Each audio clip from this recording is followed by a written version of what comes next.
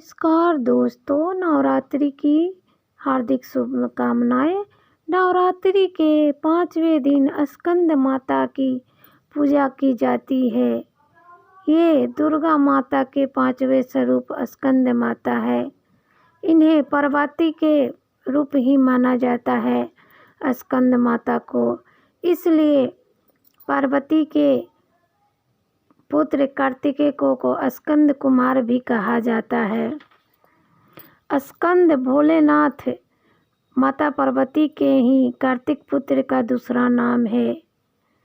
इस प्रकार स्कंद माता पार्वती के ही स्वरूप में है कि 4 भुजाएं हैं और ये शेर पे सवारी करती है। इनकी पूजा करने से जिसको संतान नहीं है उन्हें संतान की सुख प्राप्ति होती है। एक बार की बात है, पौराणिक कथा है कि तारकासुर नाम का एक राक्षस था। उसने ब्रह्मा जी को प्रसन्न करने के लिए घोर तप किया, जिससे प्रसन्न होकर ब्रह्मा जी ने वर मांगने को कहा। तब तारकासुर ने कहा, ब्रह्मा जी, अमर होने का वरदान मांगता हूँ। तब ब्रह्मा जी ने उसे समझाया कि देखो, जिसका जन्म हुआ है उसकी मृत्यु निश्चय है, ये नहीं हो सकता, तुम कुछ और मांग लो। तब उसने तारकासुर ने कहा कि भोलेनाथ का तो कभी विवाह होगा नहीं, इसलिए उसने कहा कि मेरी मृत्यु भोलेनाथ के पुत्र के द्वारा ही होगी, ऐसा मुझे वर दीजिए। ब्रह्मा जी ने ऐसा ही वरदान कह दिया। वरदान प्राप्त करने के बाद तारकासुर बहुत ही अत्याचारी बन गया और सभी देवी देवताओं को तारकासुर परेशान करने लगा।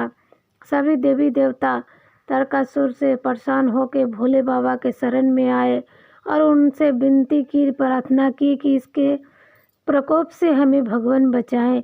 तब भोलेनाथ ने माता पार्वती से विवाह किया और उनसे कार्तिक का जन्म हुआ। तो जब माता परीक्षण दे रही थी कार्तिक को तारकासुर का वध करने के लिए, सब सिखा रही थी युद्ध का विद्या, तो स्कंद माता के रूप में थी। और सभी विद्या सीखने के बाद कार्तिक ने तारकासुर का वध किया और तभी से इन्हें स्कंद कुंवर भी कहा जाता है। स्कंद माता पार्वती के ही 5वां स्वरूप है। तो इस तरह से कार्तिक का दूसरा नाम स्कंद कुंवर भी कहा जाता है। स्कंद माता की पूजा करने से घर में सुख शांति और जिसको वंश नहीं है उसे वंश की प्राप्ति होती है। स्कंद माता को पीला रंग बहुत पसंद है, उन्हें केले का भोग लगाएं और 9 दिन ही 9 माता को अड़हुल का फूल बहुत पसंद आता है, उन्हें अड़हुल का फूल और अच्छा जरूर चढ़ाएं। जय हो दुर्गा माता की।